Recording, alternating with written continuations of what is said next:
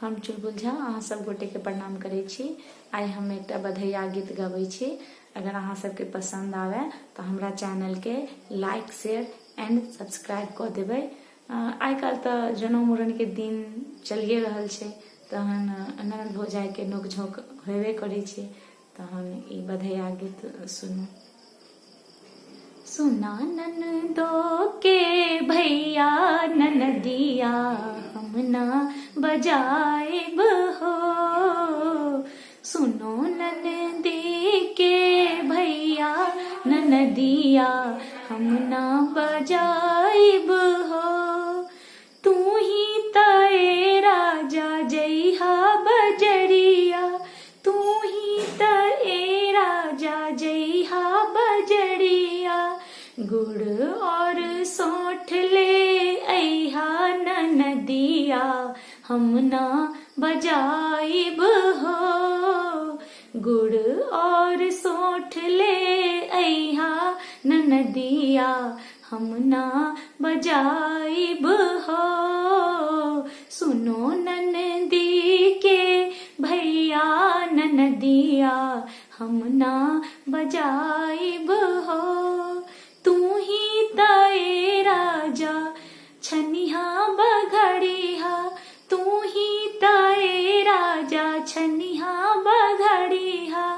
तू ही हमर हलवा बनैहा ननदिया हम ना बजाइब हो।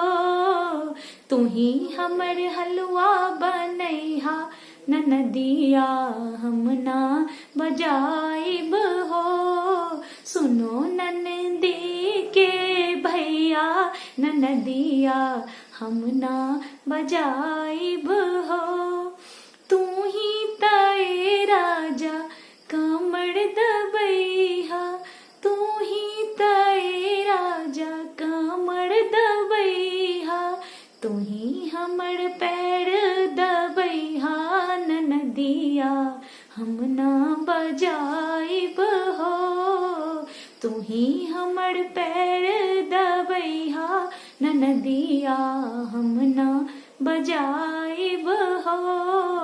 सुनो ननदी के भैया ननदिया हम ना बजाइब हो। तू ही तए राजा देवता मनैहा, तू ही तए राजा देवता मनैहा।